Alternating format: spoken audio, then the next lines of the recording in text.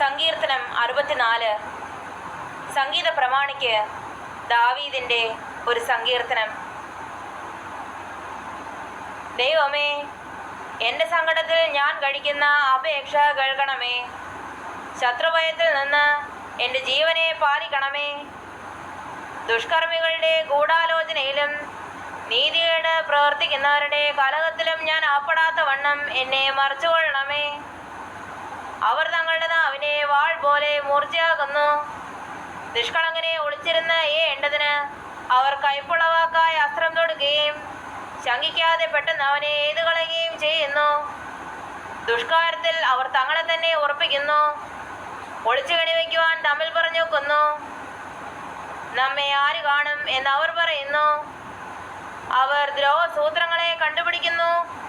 നമുക്കൊരു സൂക്ഷ്മസൂത്രം സാധിച്ചുപോയി എന്ന് പറയുന്നു. ഓരോരുത്തൻ്റെ അന്തരംഗവും ഹൃദയവും അഗാധം തന്നെ.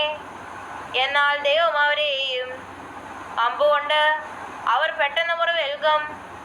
അങ്ങനെ സ്വന്തം നാവ് അവർക്ക് വിരോധമായിരിക്കിയാൽ അവർ ഇടറി വീഴുവാനിടയാകും. അവരെ കാണുന്നവരൊക്കെയും തലകുലുക്കുന്നു. അങ്ങനെ സകല മനുഷ്യരും ഭയപ്പെട്ട് ദൈവത്തിൻ്റെ പ്രവൃത്തിയെ പ്രസ്താവിക്കും. അവൻ്റെ പ്രവൃത്തിയെ അവർ ചിന്തിക്കും. നീതിമാൻ യഹോവയിൽ ആനന്ദിച്ച് അവനെ ശരണമാക്കും. ഹൃദയ പരമാർത്ഥികൾ എല്ലാവരും പുകഴും.